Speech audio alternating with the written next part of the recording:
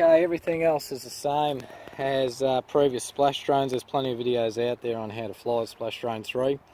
We do have some new switches for the Plus. We've got the lights, which were actually on the old controller. It just didn't tell you what they were for. This, it's important to note this battery light here is actually for the remote control battery. It's not going to change or give you any indication for the actual drone battery. The drone battery low voltage alarms come up on the screen only. I'll show you those when they happen. They come up at 14.6, 14.4 and 14.2 volts. So there's 3 warning levels now. Unfortunately, still no audible alarm. It's purely just flashing. So if you can't see your screen, you can be in a bit of strife if you don't see your low volts. Okay, so I'm going to take this off now. You'll note here that my time's reset. So we're going to take note of how much flight time we get with this camera on it. So we'll stand back and go for a fly.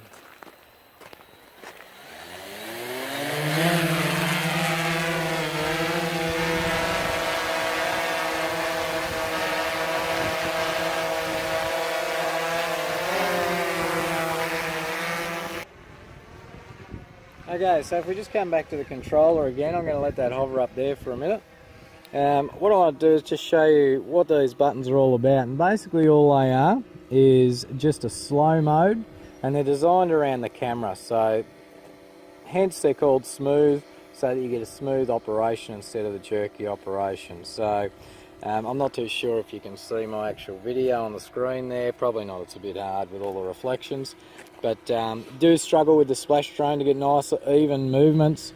So all we do is we hit the smooth control and turn the smooth up or down, and what you'll see is up on the drone, if you can see up on the drone, as I adjust it back, you get that nice slow motion with the camera, no jerkiness. You can slow it right down so that it's barely moving, but it is doing it itself. So that's what smooth control's like on the yaw axis.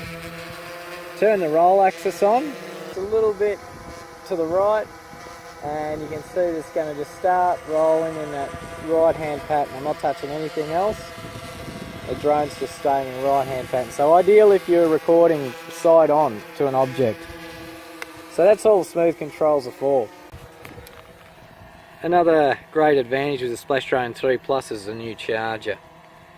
It's a fast HV charger, but it's also designed to charge multiple different batteries at different amperages. This is a problem we have with the Splashdrone 3 charger. A lot of people out there that had Splashdrone 3s probably had problems with their remote controller battery, either slowly expanding, getting larger, or just not working at all. What we found is a Splashdrone 3 charger, it was basically set to between 4 and 5 amps flat out, and that was just too much for these little batteries that are in your remote controller, which are rated to 2300 milliamps. So they were just charging too quickly, causing problems. So this auto charger is great to fix this problem. The other advantage with this auto charger is finally we can, it's got an input for a DC car charger, which a lot of people have been asking for a lot of years. So we can get a cigarette lighter adapter, plug it into this, and now you can charge both your batteries. While the Splashdrone's still out there hovering, because we're doing a time check on the batteries, I'm just going to walk you through this charger. It's all self-explanatory. Plug the yellow into the yellow. They supply you with this adapter for the balance port, and you plug the balance port in. Unfortunately, as of making this video, the instructions do not cover how to charge this battery. You would think that it would be fairly self-explanatory as well, but don't go looking for a smaller balance cable. This obviously plugs in to the red, so red to black and black. That's fairly simple. The little one still has to have the balance port, and what we found is that on these remote control sorry, on these remote control batteries. There's two teeth, but one of them have been shaved away, and the reason for that is that this balance plug is still used with the little battery. It just plugs in the end. It won't go in the other end because of the tooth, so you just leave it in like that. You've still got 2 pins exposed, so you can see there that I'm only using the 3 pins on the balance plug. But that is how you charge your remote control battery, so just be aware of that. Again, it's auto, so the charger will detect that battery automatically once it's plugged in. If for some reason it doesn't, and you've got the charger plugged into the power, make sure you just press stop and start again. There should be no other settings you have to worry about with charging the Splashdrone 3 Plus. I'm just going to go back to the drone and see how we're going for time. So we're coming up to 10 and a half minutes. Okay, so we're coming up to 14 minutes.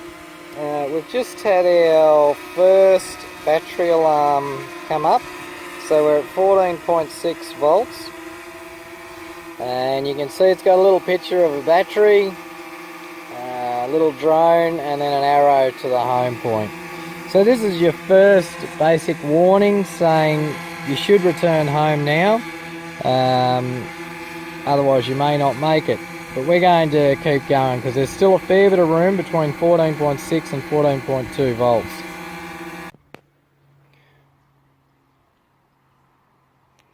Just coming up to 14.4 volts now, and just thought we've had a few questions about how far can we go. We're currently out at 316 meters, so we basically it's time to come back, and we're just going to show you that you can get back in at 14.4 volts.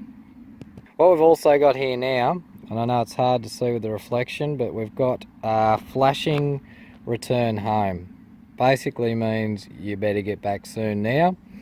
So I'm going to pull it back from the 300 meters and we'll see how we go.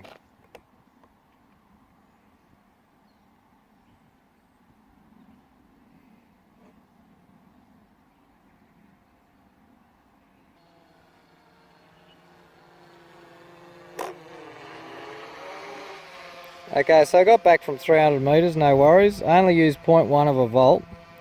So just for reference, for those that are wondering, you could drop a bait out. If you get out to 14.4 volts and you've dropped your bait, you still will have enough time to come back from 300 meters.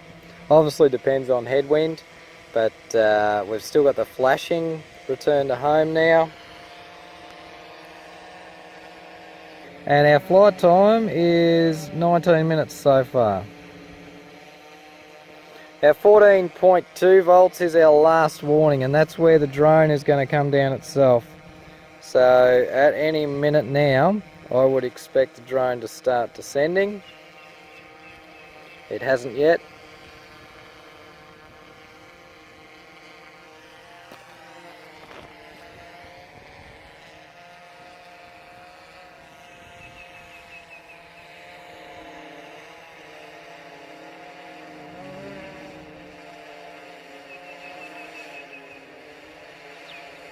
And here it comes down now. 14.1 volts, we've got flashing, and it's coming down itself.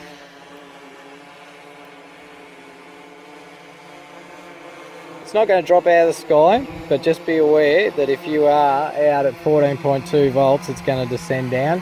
You still have control over the drone, but you don't have control over keeping it in the air. As you can see there, it's still coming down nice and slow. I'll walk up to it now.